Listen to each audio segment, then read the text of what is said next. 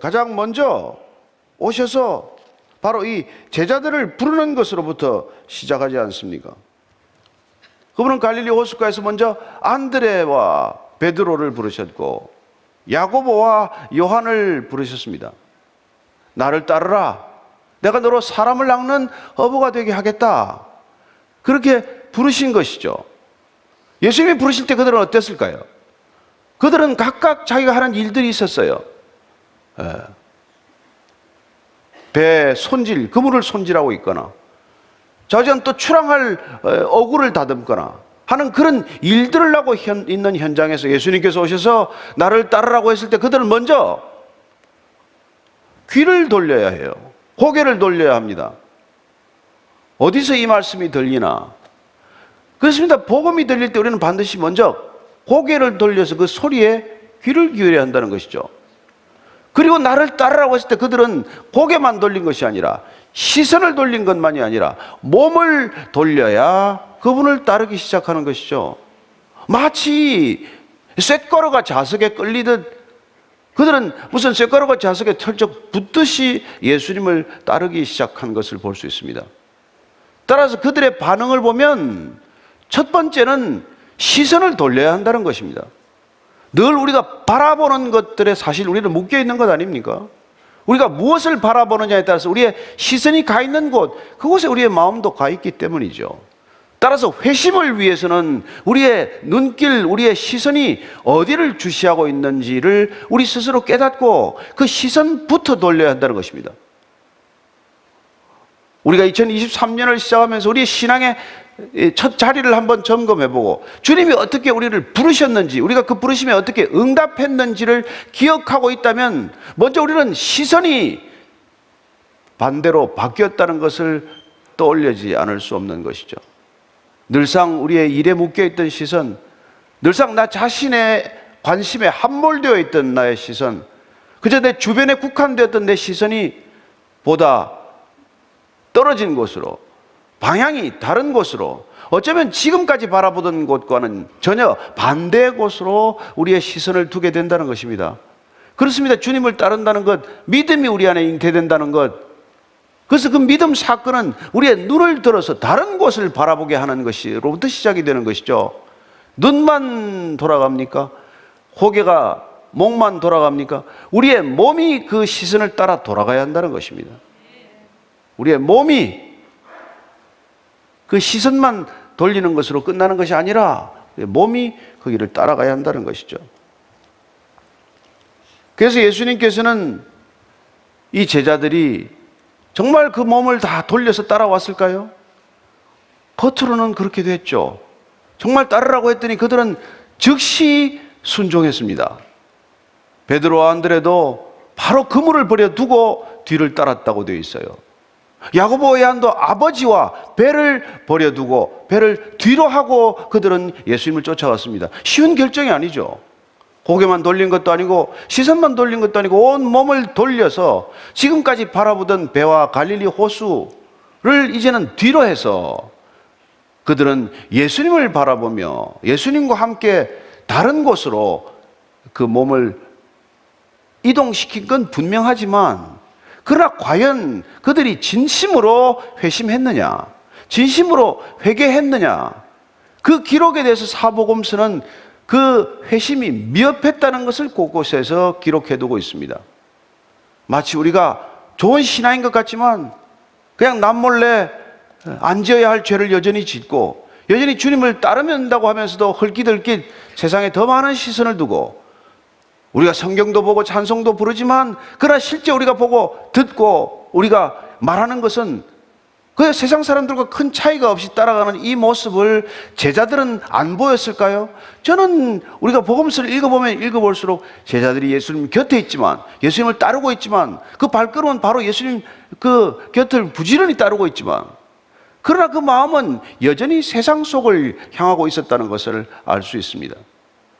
예수님께서 어느 날 결정을 한 것이죠. 예수님은 그들이 따라오는 그 동기나 목적을 모르셨겠습니까?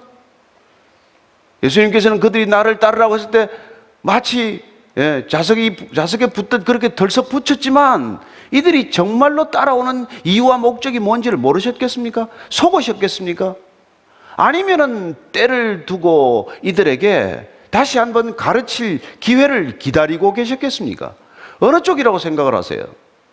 우리는 마태복음 16장에 보면은 예수님께서 그 때를 기다리셨다는 것을 알 수 있습니다.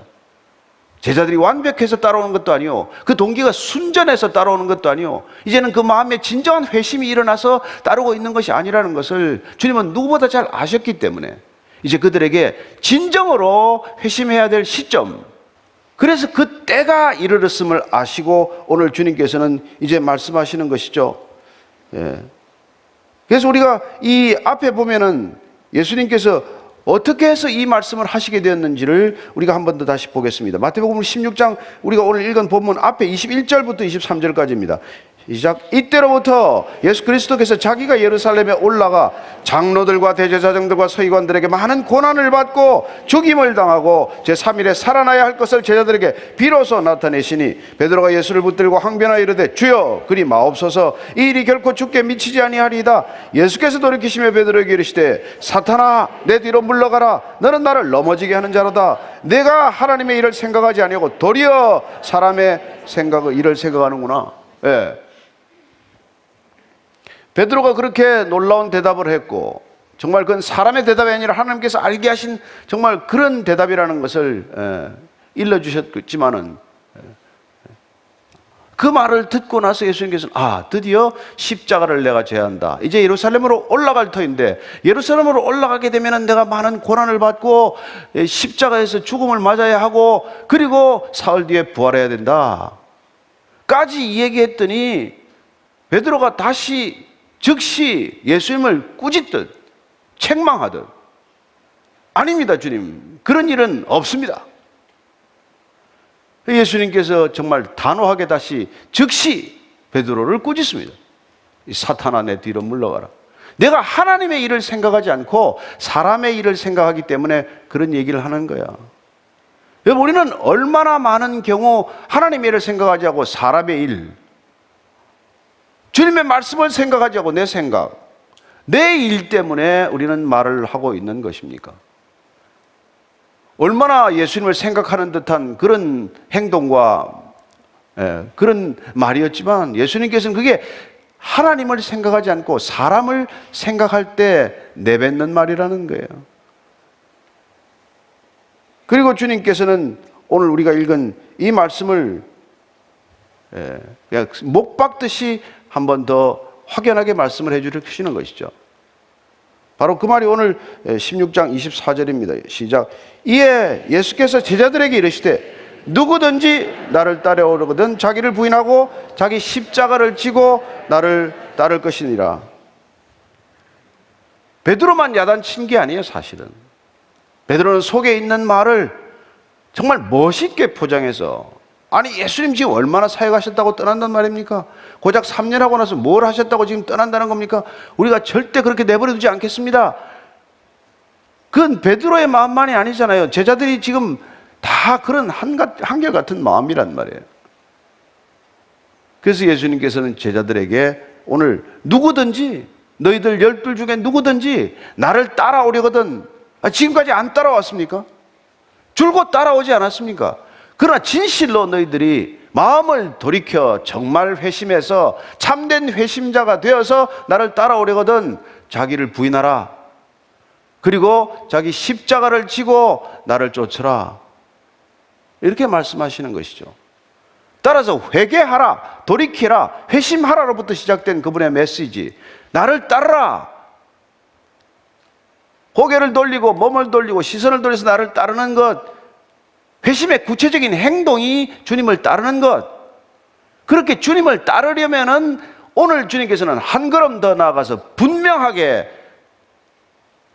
한 트럭 가감 없이 자기를 부인하는 것으로 시작이 되는데 안 되는 것입니다. 주님을 따른다는 것은 자기를 부인하는 데서 비롯되어야 한다는 것입니다. 회심의 당연한 결과는 자기를 부인하는 것이라고 말씀하십니다. 자기를 부인한다는 게 뭡니까? 이 부인한다는 말의 원래 뜻은 포기한다는 거예요. 자기를 부인하라. 자기를 포기하라는 거예요. 누가 포기하기 위해서 이 길을 갑니까? 포기한다는 것은 내 걸 내 것으로 말하지 않는 거예요. 따라서 부인하다는 것은 포기하다는 것이고, 부인하다는 것은 내 것을 내 것이라고 주장하지 않다는 뜻입니다. 이거 내 거 아닙니까? 내 몸도 이고 내 옷 입고 있는 거 아닙니까? 근데 자기를 부인한다는 것은 이게 내 몸이 아니다, 걸치고 있는 거 다 이게 내 거 아니다, 이렇게 말하는 거란 말이에요. 그게 자기 부인이에요. 너희들이 정말 이제부터 나를 따라오려거든 자기를 부인하지 않고는 나를 따라오지 못한다고 지금 말씀하고 계십니다. 3년 동안 따라다닌 제자들, 지금까지 줄곧 예수님을 돕고 예수님을 시중을 들고 예수님과 함께 따라온 제자들에게 결정적인 시기가 이르렀기 때문에 한번 쐐기를 박듯 진심으로 너희들이 회심한 줄 아느냐? 내가 말하지 않았지만 너희들이 정말 나를 따르고 있는 거냐? 정말 나를 따른다면 넌 너 자신이 부인되어야 한다. 지금 베드로가 왜 이런 말을 하는지 아니? 주님 십자가를 지면 안 됩니다, 이런 일을 왜 이런 걸 지금 얘기하고 있는지 너희들 도대체 짐작이나 하겠니? 내 속에 내 자신이 부인되지 않았기에 그런 말을 하고 있는 거야, 이런 얘기를 하고 있는 거란 말이에요. 듣기에 얼마나 좋습니까? 듣기에 얼마나 충성스럽습니까? 그러나 예수님께서는 자기가 부인되지 않은 말을 그냥 내어버리지 않고 이 자리에서 오늘 분명하게 말씀하시는 것입니다. 자기를 부인하라. 넌 아직도 너희 자신이 포기가 되지 않았구나. 넌 아직도 내 것을 내 것이라고 주장하고 있는 거구나. 내가 나를 걱정한다고? 아니, 넌 너를 걱정하고 있는 거야.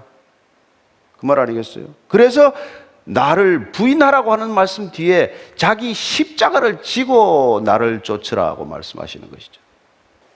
근데 베드로가 뭐 끝까지 큰 소리를 치지 않습니까? 마지막 십자가 전날 밤에, 십자가 치기 전날 밤에 성 만찬하는 자리에서도 또 이런 일이 있지 않습니까? 그래서 예수님께서 이렇게 얘기했어요. 야, 이 식탁에서 내게 손을 넣는 자가 나를 배신하래. 나를 팔 자가 여기 그 손이 있다 그래요. 그 자기들끼리 주님 나는 아니죠.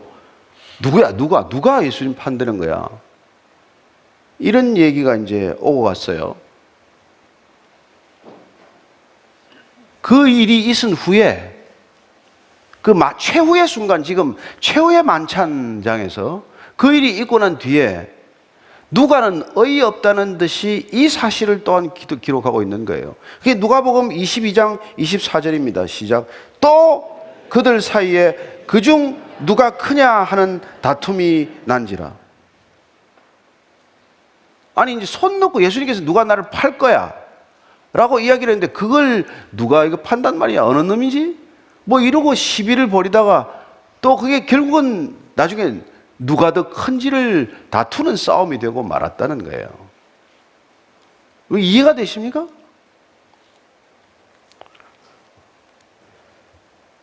아니, 3년씩 따라다니고 어떻게 이럴 수가 있어요? 아니, 내일 지금 십자가가 목전에 왔는데 내가 이제 대제사장들에게 고난을 받고 내가 십자가에 못 박히고 그리고 사흘 뒤에 내가 다시 살아나야 되리라, 이런 말을 3번, 4번 듣고도 이렇게 다툴 수 있습니까? 진짜 정말.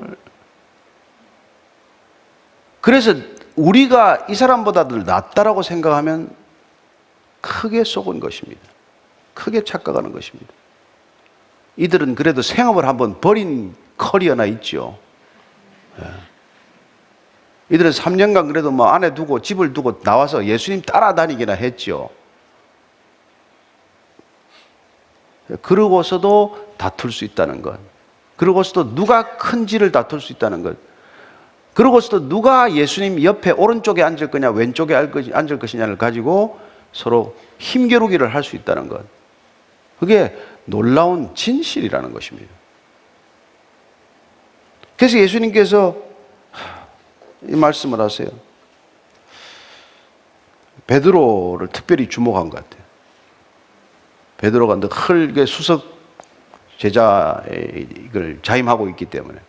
그래서 베드로야, 사단이 밀가부르듯 하기 때문에 내가 시험에 들지 않도록 내가 기도했다. 내가 너를 위해 기도하는 거야. 근데 약간 베드로가 좀 불쾌했던 모양이에요. 왜 나를 위해서 기도하시고 내가 사탄에게 질 것 같습니까? 그러고서 이렇게 말해요. 33절 34절입니다. 시작. 그가 말하되 주여 내가 주와 함께 오게도 죽는 데에도 가기를 각오하였나이다. 이르시되 베드로야 내가 내게 말하노니 오늘 닭 울기 전에 내가 3번 나를 모른다고 부인하리라. 오게 가겠습니다. 내가 죽는 데까지 따라가겠습니다. 십자가 치면 거기까지 따라가겠습니다. 이렇게 큰 소리를 치는 게 베드로의 지금 거짓말입니까? 거짓말은 아니에요. 이럴 마음의 생각은 있어요. 그러나 그게 지켜지냔 말이에요. 우리는 우리의 의지로 신앙생활이 가능합니까? 저와 여러분 누구도 우리의 의지로 신앙생활이 가능한 사람은 없어요. 근데 이때 베드로만 이런 얘기를 한 게 아니에요. 제가 옥에도 가고 십자가도 지겠습니다. 이런 얘기를 그냥 한 게 아니란 말이에요. 마태복음 26장 34절 35절입니다. 시작. 예수께서 이르시되 내가 진실로 내게 이르노니 오늘 밤 닭 울기 전에 내가 3번 나를 부인하리라. 베드로가 이르되 내가 주와 함께 죽을지언정 주를 부인하지 않겠나이다 하고 모든 제자도 그와 같이 말하니라. 베드로가 3번 부인하겠다고 하니까 베드로는 펄쩍 뛰고 그런 일이 없다고 말하니까 다른 모든 제자들도 우리도 주님을 부인하지 않겠습니다. 이렇게 얘기하는 거라면. 그러나 결과는 어떻습니까? 주님을 부인하지 않겠다고 주님 앞에서 약속하고 서원한 이 제자들이 결국은 주님을 부인하고 만단 말이에요. 시차만 조금씩 달라요. 가룟 유다는 조금 일찍 주님을 부인하고 은 30을 받고 팔러 나갔습니다. 베드로는 조금 일찍 가야바 집에서 예수님을 3번씩 부인하는 사건이 일어나고야 맙니다. 다른 제자들은 십자가 형장에서 예수님을 부인하고 자기의 신분을 감추고야 맙니다. 모두 다 예수님을 부인하고 만 것이죠. 그렇습니다. 무엇 때문에 이런 일이 일어났을까요? 자기가 부인되지 않았기 때문이죠. 따라서 우리는 신앙의 길이란 자기 부인의 길과 예수 부인의 길이 날마다 어쩌면 매 순간 우리 앞에 놓여져 있다는 것을 알게 됩니다.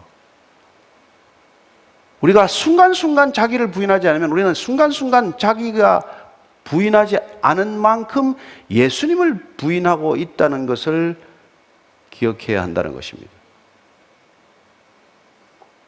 내가 부인되지 않는 만큼 예수를 부인하고 있다는 것입니다. 그래서 예수님께서는 너희들이 아무리 주의 일을 한다고 많은 일을 한다고 하더라도 주께서 권능을 주셔서 귀신을 쫓았고 주의 일을 했다고 말하더라도 도무지 내가 너희들을 알지 못한다. 그렇게 말씀하시는 것이죠. 무슨 얘기 아닙니까? 그러나 예수님께서는 이걸 미리 다 알려주셨어요. 너희들이 결국 너 자신을 부인하지 않으면 나를 부인하게 될 것이고 나를 부인하게 되면 나도 너희들을 부인할 것이라고 미리 말씀해 주셨다는 것입니다. 주님께서 그 말씀을 안 했다면 모르지만 주님께서는 그 말씀을 다 하셨단 말이에요. 따라서 우리는 내가 지금 주님을 부인하고 있는지 나 자신을 부인하고 있는지 그 싸움이 우리 안에서의 회심의 능력과 회심의 모습을 드러내는 것이고 우리가 진정으로 돌이킨 사람인지 아니면 돌이킨 흉내만 내고 있는 건지 아니면 내가 돌이켰다고 착각하고 살아가는 건지를 우리 자신이 점검해야 한다는 것입니다. 올해 2023년도 우리가 다시 back to basic, 다시 본질로 돌아가자는 것, 예수님께로 돌아가자는 것, 말씀으로 돌아가자는 것, 그분의 믿음으로 돌아가자는 것, 그렇게 돌아가자는 건 어떤 태도를 말하는 것입니까? 주님의 말씀을 말씀대로 인정하지 않으면은 주님께서 너희들은 도무지 내 말을 듣고 불법을 행하는 자들이라고 말씀하셨고, 너희들이 불법을 행한다면은 나도 너희를 모른다고 할 것이라고 하셨기 때문에, 그분이 안다고 하는 제자의 길을 가려면 어떻게 해야 갈 수 있냐? 우리가 어떻게 해야 이 시대 진정한 교회가 될 수 있나? 어떻게 해야 이 교회가 예수님 마음에 합당한 교회가 될 수 있나? 그 고민을 위해서 우리는 다시 이 자리에 모인 것이고, 올 한 해 주님을 더 신실하게 따르기 위해서는 어디서부터 시작해야 할 것인가? 어디서 우리 신앙의 단추가 또 잘못 끼었나? 이걸 솔직히 우리가 돌아볼 수밖에 없는 것 아니겠어요? 그래서 오늘날 수많은 교회가 있지만, 수많은 그리스도인들이 있지만, 그리고 여전히 올해뿐만 아니라 지난 2022년뿐만 아니라 해마다 수많은 순교자들을 내고 있고, 진정한 그리스도인들이 있지만, 그러나 수많은 자유민주주의 국가, 종교의 자유가 있고 마음대로 우리가 복음을 전할 수 있고, 우리가 찬양하고 우리가 예배드려도 아무 문제가 없는 이곳에서, 이런 곳에서 우리는 진실로 예수님을 제대로 따르고 있나, 이런 고민을 다시 한번 치열하게 해보지 않으면 우리의 종교는 날마다 종교성에 힘입어서 늘 스스로를 포장하고 스스로를 위선하는데 익숙한 존재가 될 수밖에 없지 않겠습니까? 따라서 예수님께서 오늘 우리가 했던 이 말씀을 다시 한번 기억하면서 우리가 결코 그런 실수를 되풀이하지 않게 되기를 바랍니다. 마태복음 우리가 7장 주님께서 하셨던 무서운 이 말씀을 다시 한번 읽고 정리하도록 하겠습니다. 마태복음 7장 22절 23절입니다. 시작. 그날에 많은 사람이 나더러 이르되 주여 주여 우리가 주의 이름으로 선지자 노릇하며 주의 이름으로 귀신을 쫓아내며 주의 이름으로 많은 권능을 행하지 아니하였나이까 하리니, 그때 내가 그들에게 밝히 말하되 내가 너희를 도무지 알지 못하니 불법을 행하는 자들아 내게서 떠나가라 하리라. 내가 너희를 도무지 모른다고 하면 우리의 신앙 전체는 그야말로 헛수고에 끝나는 것이죠. 저는 여러분들의 열심이 헛수고가 되지 않기를 바랍니다. 우리의 이 열심이 헛수고가 되지 않기를 바랍니다. 저도 무척 수고를 많이 한 것 같은데 이게 무슨 소용이 있느냐는 생각을 하게 되면 이게 무섭고 두려운 말씀으로 받아들여져야 한다는 것입니다. 과연 우리는 정말 철저한 회심으로 이 길을 시작한 것인가? 우리는 날마다 자기를 부인하고 있는 것인가? 얼마나 바울이 자기 부인이 안 됐으면은 날마다 나는 죽노라, 날마다 자기 십자가를 졌다고 고백하겠습니까? 왜 날마다 집니까? 주님께서 우리에게 왜 일용할 양식을 구하라고 하십니까? 우리의 신앙은 고작 하루분이기 때문입니다. 아침에 일어나 저녁까지 자기 부인이 되면 그날 하루 잘 산 것이고, 그날 좋은 신앙인으로 그날 살아낸 것이고, 우리가 하루 신앙 그 다 못 지키면 중간중간 또 넘어지는 존재가 되겠죠. 그러나 주님께서는 우리에게 이 약속 지키게 하는 약속이 되게 하기 위하여 결코 우리에게만 내버려 두지 않고 돌이키라, 그리고 자기를 부인하라, 그리고 자기를 십자가를 지고 나를 쫓으라는 게 너희들 힘으로 안 된다는 걸 내가 알기 때문에 몇 날이 본대어 내가 내게 성령을 보내줄 것인데, 성령이 오면 이제는 성령님이 내 안에서 내 소욕을 걸어서고 내 육신의 정욕을 거스르고 너를 부인할 수 있게 도와줄 것이다. 그렇습니다. 성령 충만이란 궁극적으로 무엇입니까? 육신의 소욕과 성령의 소욕이 서로 상반됨으로써 우리 육신의 정욕을 꺾어내는 놀라운 힘이, 능력이 우리 안에 상주하는 능력이 되는 것이죠. 그래야 우리는 성령 충만을 통해서 날마다 자기를 부인하는 능력을 갖게 될 줄로 믿습니다. 올 한 해 성령 충만하게 시작하게 되시기를 축원합니다. 그래야 날마다 자기가 부인되는 참된 신앙의 길 걷기를 원합니다. 그래야 주님 말씀대로 제 십자가를 지고 주님을 따르는 신실하고 진실한 제자도의 길 걷는 저와 여러분 되기를 축원합니다.